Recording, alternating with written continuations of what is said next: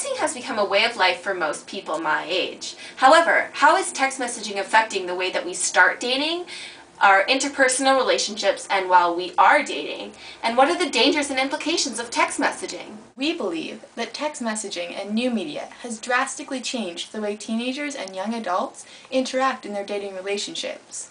We will also be examining some of the dangers and implications of text messaging and new media within these relationships. In 1995, when the cell phone first became popular, there were 91 million owned. That number jumped to 1.158 billion in 2002 and jumped even higher in 2004 to 1.752 billion. That means that in 2004, 58.5% of telephone subscribers were using cell phones, and many of those subscribers are teenagers. A survey in 2004 showed that 18% of 12-year-olds and 64% of 17-year-olds own cell phones. Another survey in 2009 showed that those numbers jumped to 58% of 12-year-olds and 83% of 17-year-olds. Text and instant messaging has become a way of life for most young people. Many times, people begin their interpersonal relationships through a medium that is not face-to-face. You add someone on Facebook, send them a text or an IM, and all of a sudden you are friends without even talking in real life. Many researchers believe that text messaging and the presence of the virtual self creates a false sense of social presence and intimacy. In her study, Text Me, You Love Me, Anna Caruso determines that the amount of text messaging in a relationship can create a false feeling of intimacy.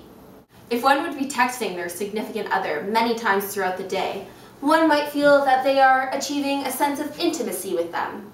On the other hand, Caruso also points out that rampant text messaging throughout the day may create a feeling of uncertainty in a relationship. Text on a screen can be interpreted in many different ways to different people, therefore creating a feeling of uneasiness. The cell phone market is at an all-time high, and people are text messaging more than ever before because new technologies make it so simple. Text messaging is almost surpassing phone calls in terms of usage on cell phone plans. A study in Britain found that 89.4% of young adults use their cell phones primarily for text messaging. But how does all this typing affect a person's psychological well-being? Donna and Fraser Reed found that people that are categorized as being lonely are more likely to pick up the phone and talk to someone, whereas people that are described as anxious are more prone to text messaging. Are people in dating relationships sending each other text messages out of love or just simply to kill time? This is perhaps the most interesting part of text messaging, the irrelevant conversation that it sparks. In a text message, one is more likely to say or point out something they may not have said in an interpersonal conversation face-to-face. Interpersonal relationships are often negatively affected by text messaging. Because of this, partners in dating relationships are more likely to bring out their brave SMS self and start a fight over something they wouldn't normally have if they were in a face-to-face conversation. These few studies draw the conclusion that not only is new media changing how dating relationships are initiated, but they are also changing the interpersonal relationships between those who are already involved.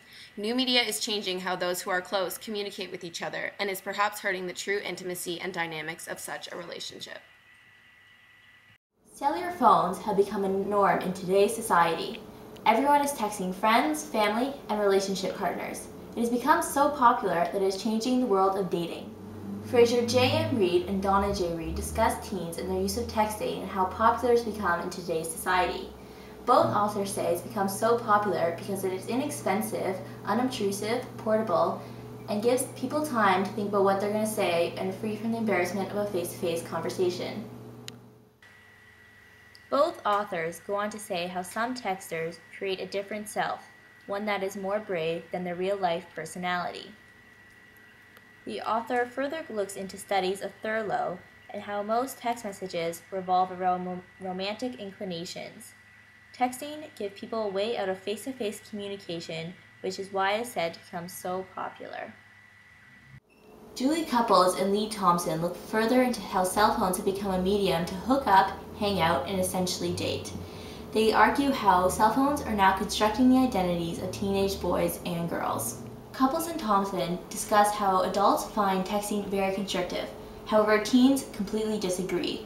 They use texting as a way to build up their relationships, and it is not uncommon for teens to exchange text messages before starting a relationship. For girls, it gives them a chance to show their interest in a boy without breaking the traditional norms of dating and not an embarrassing face-to-face conversation of asking him out. Dating through texting has become an empowering way of courtship. By keeping one another at a physical distance, it allows people to build up a relationship without embarrassment of face-to-face dating. All the authors discussed so far have given great insight into the changing world of dating and how teens are communicating with one another.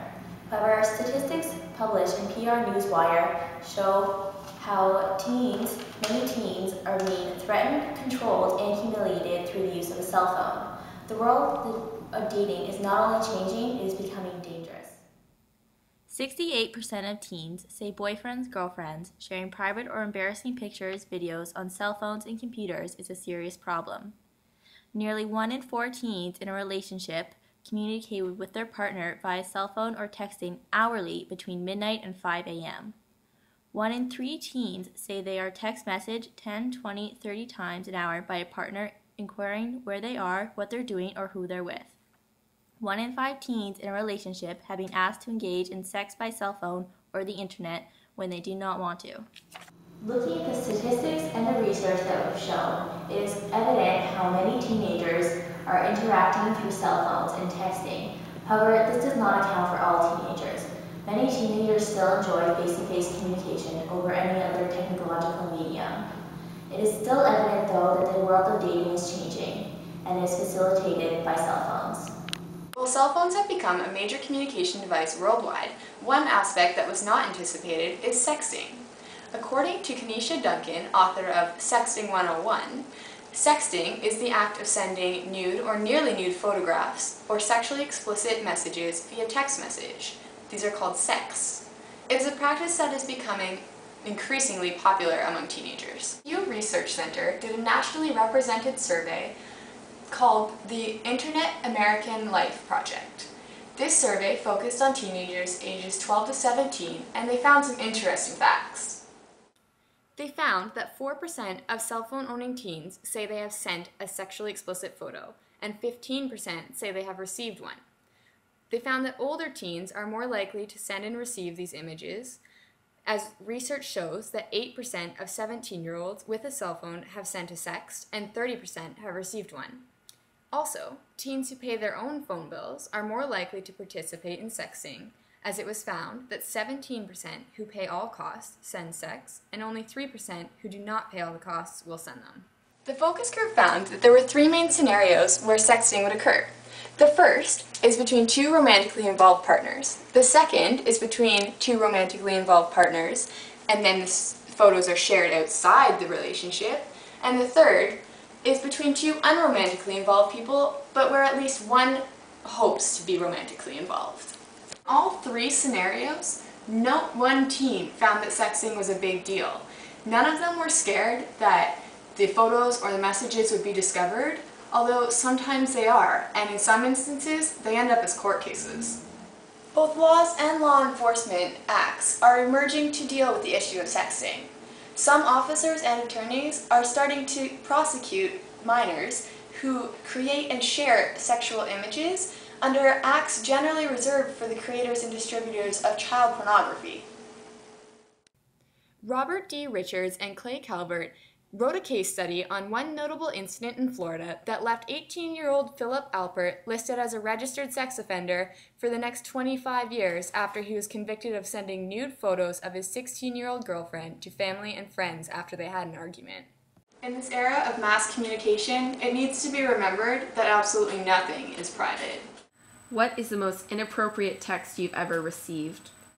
Probably something someone said, drunk. Oh, my name. I don't know what it is. Your sexy body, your hot groans, the way you look at me when you're in me, the way you kiss me, ... Hey, remember that time that you told me we'd have sex again, but this time sober? When's that gonna happen? ? I was just banging a girl before I came here. Is it wrong to say I want to bang this one to my left? I'll hydrate Kochek's Go Pussy this week. It's probably too sexually explicit to discuss on camera.